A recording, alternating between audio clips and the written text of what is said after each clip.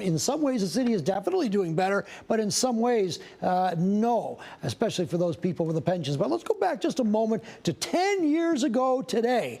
The city was in debt about $18 billion. That's a lot. If you recall, sometimes it was very difficult for the city to even make payroll for the 10,000 or so employees there. But more important than that, the debt of the city, health care benefits, payments to those retirees, and the underfunded pension obligations that the city of Detroit had to make to those people who had worked for the city for so many years but retired. All of that, remember Governor Rick Snyder appointed Kevin Orr as the emergency manager, and the decision was eventually made to go bankrupt. Let's take a look, and then we'll try to answer the question, is Detroit better today for filing the bankruptcy 10 years ago? Take a look. Creditors were attacking the city. The city was going to have no money at the time. Not a good combination when 10 years ago, July 18th, Mayor Dave Bing announced the city was going bankrupt. Now that we are here, we have to make the best of it. Outline the major debts that the city had 10 years ago. Everything, mainly bond debt.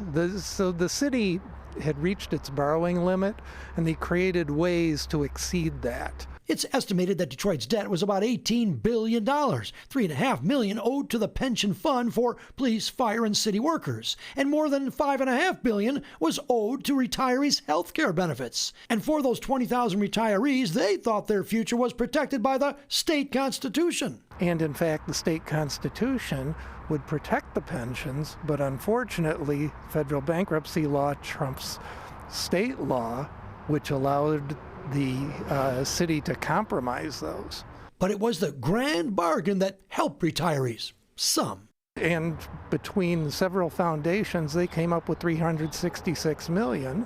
The state contributed $350 million, and the DIA contributed an additional $100 million, and the money is dedicated solely to the pensions. So fast forward 10 years, was the bankruptcy the right move, making Detroit better today? The bankruptcy itself was extraordinarily successful, but if you're a pensioner, you're not going to necessarily agree.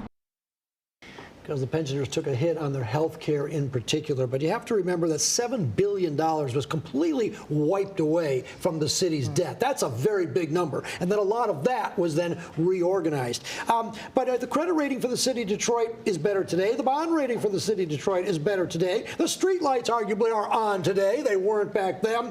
Joe Louis Arena, part of that bankruptcy, that was one of the assets the city lost. However, it's being redeveloped, which will provide a nice housing and et cetera. So most people put that in the positive category. Vacant homes torn down, et cetera, et cetera. So you can argue that it is better. Detroit really had no choice back then, but we are better today overall, except possibly for those pensioners. But when you look at those pensioners, though, I know that I had my uncle worked for the city at the water department for 40 years. He was expecting it to be a heck of a lot worse than it was. At the end, the deal, yeah, they got hit, but not as much was taken away from them as had first been feared. Yeah, there was always the talk about should we eliminate pensions altogether or take that group of 20,000 people and just convert what was ever owed into a 401k type plan. But the decision was made no, in part because you wanted to attract some people to Detroit, and that would not be good for people.